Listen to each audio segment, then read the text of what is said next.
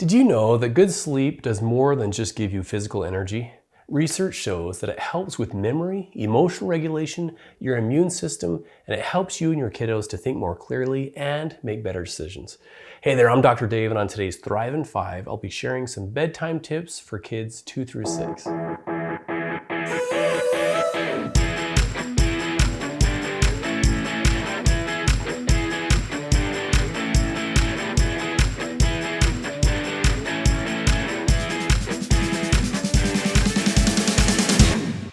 All right, today's topic is something most of us are a big fan of. It's sleep. It may seem sometimes, though, that your kiddos don't love it all that much. From the day your child is born, sleep is a roller coaster. Newborn babies rarely sleep through the night, and even when they can sleep longer, within a few months, they need your help to learn to sleep through the night. But if you're watching this and you're a parent of a child older than that, you know that the challenge doesn't end there, right? Bedtime can be a struggle for both parents and kids. It's probably easy to think sometimes that it's pure stubbornness that keeps your child from wanting to go to sleep. But there could be a lot of reasons they're resisting bedtime. And as you better understand their perspective and needs, you can help everyone start to get enough sleep. So here are some things to think about.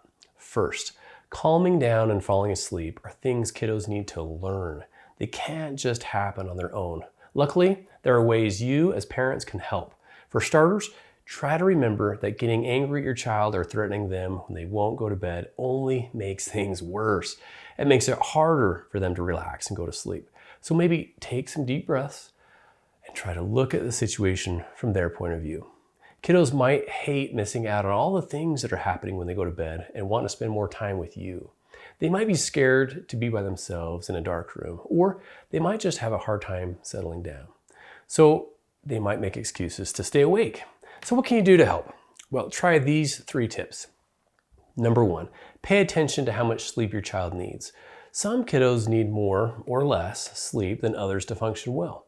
If you plan their sleep routine around their specific needs, bedtime may become less of a struggle.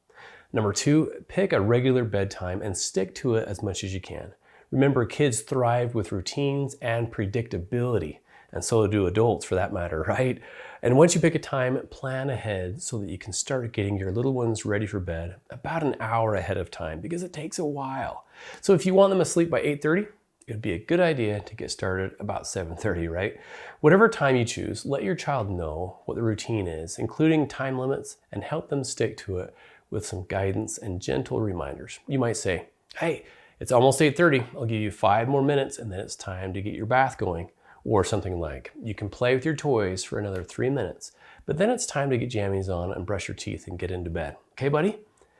You could even give them choices. Kids love choices, such as, do you want to brush your teeth first or take a bath first? And you could do the same with which toys they want to choose to have in the bathtub that night and so on.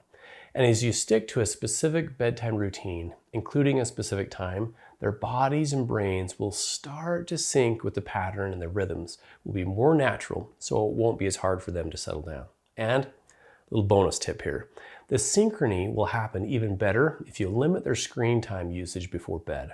That can help their brains recognize it's time to start to wind down. Okay, tip number 3 is to make nighttime a special time for you and your child. Have specific things that you do every night that help you bond, help them feel secure, and signal to them that it's time for bed. For example, you might give them a bath, have them brush their teeth and get their pajamas on, read a book together, or talk about their day. They might also love it if you sing them a song and snuggle. And for some kiddos, a special blanket or stuffed animal can also help them settle down. Try to keep going to bed positive. If you send your kiddos to bed as a punishment, it will only make them dislike going to bed. This leads to frustration and tantrums, not what we're going for, right? Instead, try to remember that helping your little one get ready for bed can make them feel important and loved and end the day on a good note for both of you. So there you have it, 3 things that can help with your kiddos' sleep patterns. And not only can these tips help kiddos get enough sleep, they can help bedtime become a way for you to connect, which is what we all need.